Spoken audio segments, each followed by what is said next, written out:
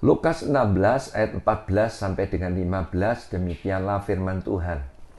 Semuanya itu didengar oleh orang-orang Farisi, hamba-hamba uang itu, dan mereka mencemoohkan Yesus.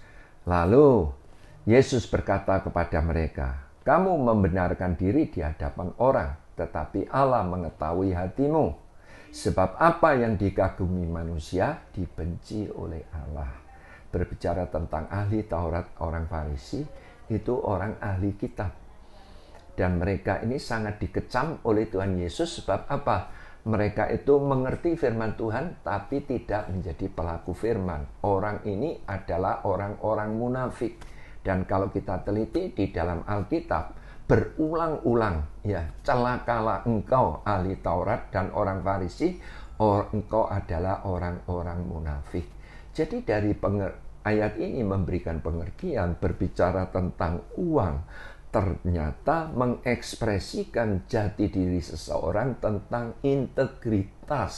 Nah, integritas itu berbicara keadaan luar dan dalam itu harus sama. Jadi itu berbicara kualitas, berbicara mutu.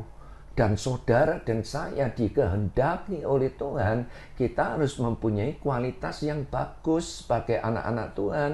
Iman kita harus berkualitas, hati pikiran kita harus berkualitas, karakter kita harus berkualitas. Ya, berbicara mutu kita itu harus semakin luar biasa. Itu yang Tuhan mau. Berbicara tentang ketaatan, berbicara tentang iman, berbicara tentang kasih, kita harus sungguh-sungguh berbobot. Ya, jadi hari-hari ini banyak anak-anak Tuhan tidak mempunyai integritas. Apalagi saat Tuhan uji, ya, dengan keadaan-keadaan guncangan ekonomi. Nah, hati-hati. Kita ngomel, kita sungut-sungut, ya. Tuhan izinkan kita di lembah kekelaman, di padang gurun. Kita tidak bisa bersyukur. Bisa enggak, saudara? Bisa. Jadi sekali lagi, uang itu mengekspresikan jati diri seseorang tentang apa? Integritas.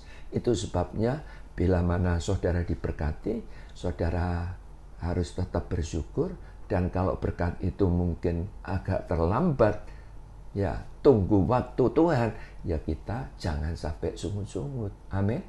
Jadi sekali lagi saya mau katakan, uang adalah alat uji untuk melihat integritas yang ada di dalam pribadi seseorang.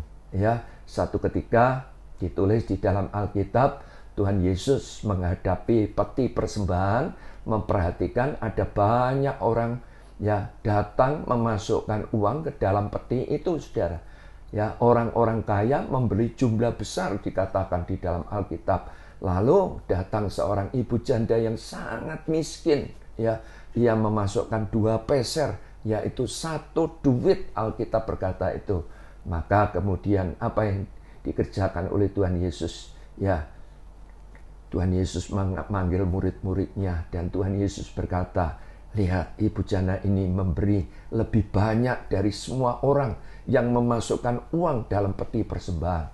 Sebab apa? Sebab mereka semua orang-orang tadi memberi dari kelimpahannya, tetapi ibu janda ini memberi di dalam kekurangannya.